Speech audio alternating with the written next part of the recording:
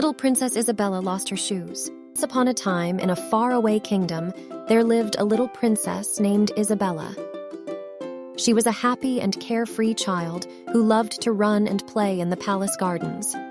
One day, while playing in the garden, Isabella took off her shoes to feel the grass beneath her feet.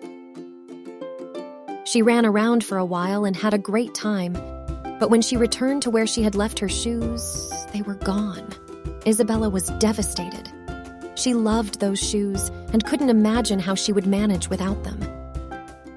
She looked everywhere for them, but they were nowhere to be found. She searched high and low and even asked the palace staff if they had seen them, but no one had. The little princess was heartbroken, but her kind-hearted mother, the queen, came up with a solution. She called for the palace cobbler and asked him to make a new pair of shoes for Isabella.